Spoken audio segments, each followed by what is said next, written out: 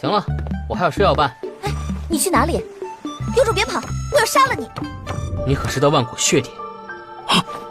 你可让他专心修炼，三言两语为何你解释不清？血家之人，万不可外传。找你，告诉你该如何。你只要知道我是暮云便可，覆灭在我暮云手中。你该喊我一声云老祖的。我们血煞党有救了！ Kembali lagi bersama Bang Jago. Seperti biasa Mimin selalu mendoakan kalian semoga selalu dalam keadaan sehat dan dalam kondisi terbaik ya.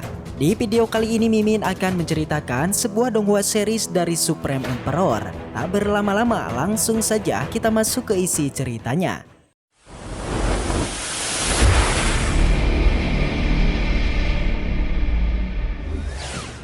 Cerita dilanjutkan yang masih memperlihatkan Master Ying yang masih tak percaya karena katanya medan magnet dengan labirin itu sebenarnya tak berpengaruh kepada elit dari papilionnya. Jelas ia pun lagi-lagi menanyakan bagaimana Bos Muyun bisa membunuh Zetian. Sontak Bos Muyun yang mendengarnya ia pun akhirnya sadar kalau Zetian sudah pernah melewati labirin itu. Tapi sayangnya hal itu juga tidaklah berpengaruh dan ia tetap meninggal di dalam sana. Alhasil Master Ying pun benar-benar sangatlah kesal karena ternyata Zetian itu adalah anak kesayangan dari ketua papilionnya. Tentunya ia pun malah mengancam karena Bos Muyun sudah membunuhnya, maka Bos Muyun juga pasti akan segera tewas. Jelas Bos Muyun yang memang tak suka diancam, ia pun juga sangatlah kesal dan sedikit menyinggung balik. Yang pada akhirnya di tengah-tengah perdebatan itu penguasa pulau pun mengumumkan karena 3 turnamen dimenangkan semua oleh Papilion Tianbao. Jadi sesuai dengan aturan Aula Lanjin dan Papilion Bayangan harus meninggalkan 72 pulaunya. Di sana penguasa pulau sebenarnya juga sangat kecewa dengan kegagalan ini. Apalagi 2 papilion yang sudah menyatu malah dipermalukan oleh Bos Muyun. Alhasil ia pun juga tak mau ikut campur lagi dan bergegas pergi. Sama halnya dengan Bos Muyun, ia juga sedikit menyinggung dan mengusir kedua musuhnya itu. Tentunya tak lupa ia juga sedikit kejam dan mengatakan jika toko mereka masih banyak barangnya, maka Papilion Tianbao siap membayarnya dengan harga yang murah. Tak hanya dia, Master Shao juga tak tinggal diam dan mengatakan kalau semua penonton di sini akan menjadi saksi kemenangan mutlak dari papilionnya. Yang pada akhirnya Aula Lanjin dan Papilion Bayangan mau tak mau mereka pun meninggalkan 72 pulaunya. Di sana Patriark Swensa yang melihatnya ia pun langsung memuji Bos Muyun yang sangatlah berpengaruh. Bahkan ia bilang jika anaknya memiliki 1/1000 dari kebijaksanaannya maka ia pasti akan sangat senang. Balik lagi ke Bos Muyun, di sana di kapal ternyata Bos Muyun tak terluka sama sekali. Melainkan ia gosong tadi hanya untuk mengelabui semua orang saja. Alhasil Master Shao yang mendengarnya ia malah sangatlah kesal karena memang sedari tadi ia sudah mendorong Muyun sampai ke sini. Tapi sayangnya kali ini Bos Muyun memiliki jawaban untuk melawan balik karena memang ia memenangkan semua turnamennya. Namun di sana meskipun memenangkan semuanya, tapi Master Shao tetap saja khawatir kalau 2 musuhnya pasti tak akan tinggal diam. Namun lagi-lagi Bos Muyun sudah memiliki rencananya sendiri, di mana ia bilang kalau mereka hanya perlu mengeluarkan banyak pil obat dan senjata roh serta menjualnya dengan harga yang murah. Dengan begitu mereka sudah menunjukkan kepada semuanya kalau mereka sudah memiliki cabang utama di 72 pulau.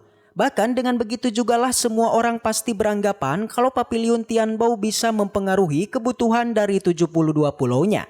Alhasil Master Shao yang mendengarnya ia pun lagi-lagi sangatlah senang. Bahkan ia bilang memilih Bos Muyun sebagai pengawal kemarin memang pilihan yang tepat. Yang pada akhirnya karena semua sudah selesai, Bos Muyun juga bergegas pergi karena katanya ia masih ingin menyelesaikan satu hal lagi.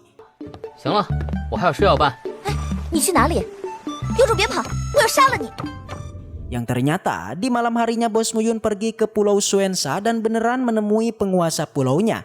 Jelas melihat penguasa pulau yang sudah menunggunya, Bos Muyun langsung memujinya karena katanya penguasa pulau tidak mempermalukan leluhurnya. Sontak penguasa pulau yang mendengarnya ia pun cukup kaget dengan perkataan tersebut. Bahkan ia sampai menanyakan apa maksud bos kita. Tapi di sana Bos Muyun langsung menyuruhnya untuk menceritakan semua tentang leluhurnya. Dengan begitu ia pasti akan mengerti.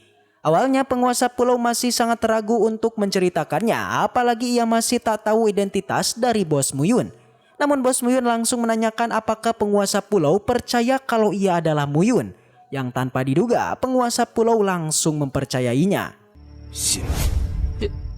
Bahkan ia bilang sejak mendengar nama Bos Muyun yang sama dengan Yun 10.000 tahun yang lalu, ia sangatlah penasaran. Yang pada akhirnya Bos Muyun pun menyuruhnya untuk menceritakan tentang leluhurnya 10.000 tahun yang lalu dan juga pasang surut dari Pulau Suensa selama ini.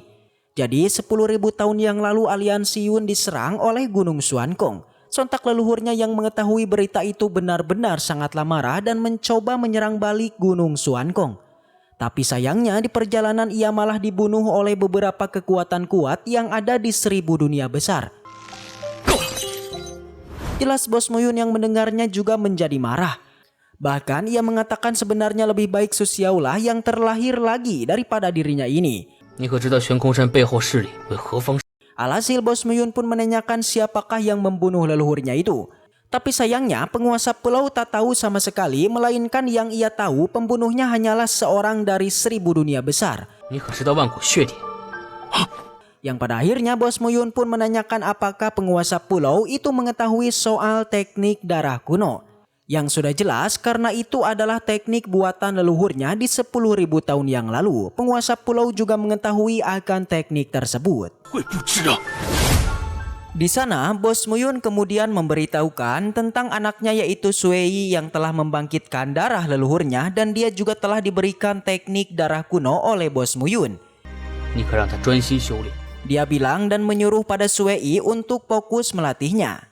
Yang mana jika nanti berhasil menguasainya, maka Bos Muyun melarang anaknya untuk memperlihatkan teknik darah kuno ini pada pertarungan biasa. Kecuali pertarungan tersebut merupakan hidup dan mati, barulah anaknya boleh menggunakannya.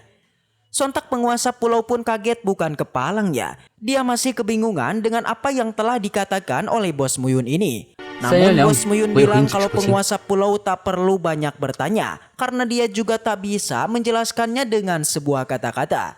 Dan sekarang Bos Muyun akan mewariskan teknik darah kuno di tingkat 3 kepada penguasa pulau. Tapi sebelum itu Bos Muyun mengingatkan agar nantinya penguasa pulau tidak memberikan teknik ini pada sembarangan orang. Dan hanya boleh pada orang terdekat ataupun keluarganya saja. Karena jika teknik ini bocor ke tangan orang yang salah, maka keluarganya pasti akan segera hancur. Langsung saja penguasa pulau pun setuju dan berjanji kalau dirinya akan mengikuti semua perkataan Bos Muyun untuk selalu menjaga Pulau Suesa. Bos Muyun bilang mereka mempunyai musuh bersama yaitu Gunung Suankong dan tentu saja mereka harus bekerja sama untuk menghancurkannya. Setelah sepakat barulah Bos Muyun pun mewariskan teknik tersebut. Meskipun kekuatan ini tidaklah sempurna, tapi Bos Muyun yakin teknik tersebut bakalan mampu untuk mencapai tingkatan ranah seperti sesepuh mereka.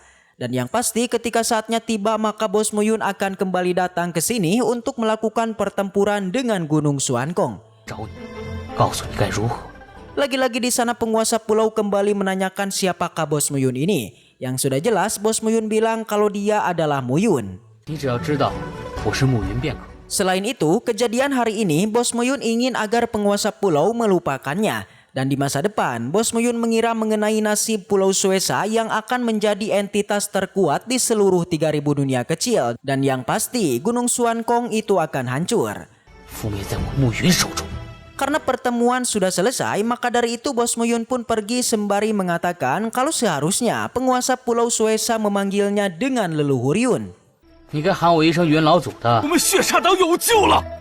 Di perjalanan Bos Muyun terus bergumam mengenai di masa depan dari Pulau Suesa dan juga Siking. Selain itu ia juga penasaran dengan semua hewan peliharaannya dan tak ketinggalan adalah gurunya. Yang pasti Bos Muyun berharap semuanya harus baik-baik saja.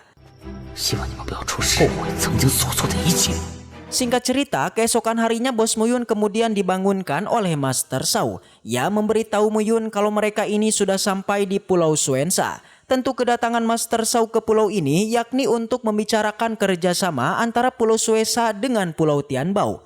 Yang pasti kerjasama di antara keduanya itu pastinya di bidang bisnis. Mereka pun kemudian turun dan terlihat Master Shao sangatlah antusias. Dia sangat senang karena kedatangannya ke Pulau Suesa itu karena dia dibarengi oleh bos kita. Namun Bos Muyun tidaklah tergoda yang bahkan dia meminta Master Shao untuk tidak merayunya lagi.